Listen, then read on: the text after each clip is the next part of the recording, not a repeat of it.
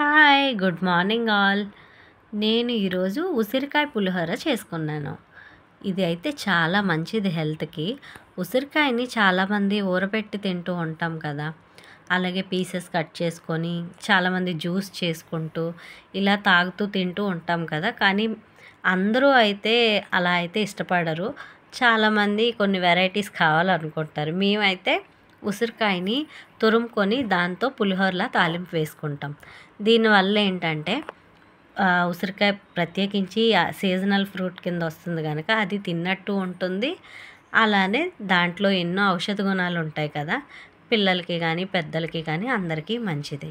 ఇందులో కొంచెం అల్లం, పచ్చిమిర్చి, పోపులు అలాగే ఇవన్నీ వేసి పెట్టడం వల్ల చాలా ఇష్టంగా తింటారు. మామూలు పులిహోర చేసుకునే దాంట్లో చింతపండు, నిమ్మకాయ ఇవన్నీ వేస్తాం కదా! దీనికైతే అవేమీ అవసరం లేదు. దీన్ని గ్రైండ్ చేసి పెట్టుకుంటారు చాలామంది. నేనైతే దీన్ని తురుముకున్నాను.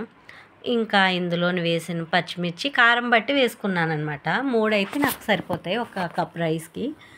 మామూలుగా ఇంకా ఎక్కువగా కావాలి అనుకునేటప్పుడు కొంచెం క్వాంటిటీ కారం బట్టి కొంచెం ఎక్కువ తీసుకుంటే సరిపోతుంది. ఉప్పు, పసుపు ఇవన్నీ ఇంకా పులిహోర చేసే విధంగా చేసుకుంటాను. కాకపోతే ఇందులో ఇంకా నిమ్మకాయ గానీ, చింతపండు గానీ యాడ్ చేయను. అలానే ఉసిరికాయ తినని వాళ్ళు కూడా చాలామంది ఉంటారు కదా! ఇలా చేసి పెడితే ఖచ్చితంగా తింటారు. టేస్ట్ అయితే చాలా చాలా బావుంది. బ్రేక్‌ఫాస్ట్‌కైనా బావుంటుంది, లంచ్‌కైనా బావుంటుంది. ఇది చేసిన తర్వాత వెంటనే తినేదానికన్నా కొంచెం సేపు ఆగి తింటే పులుపు కూడా తెలుస్తుంది.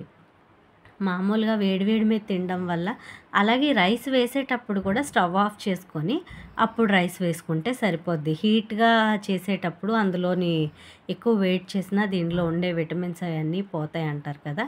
అందుకు జస్ట్ అవి వేగిన తర్వాత స్టవ్ ఆఫ్ చేసుకొని రైస్ యాడ్ చేసుకుంటే సరిపోతుంది. టేస్ట్ అయితే మాత్రం చాలా బావుంది. నేనైతే ట్రై చేశాను. మీరు ఎలా చేస్తారో నాకు కింద కామెంట్ చేయండి. నేను చేసిన విధానం నచ్చినట్లయితే నా ఛానల్‌ని తప్పకుండా సబ్స్క్రైబ్ చేయండి. Thank you.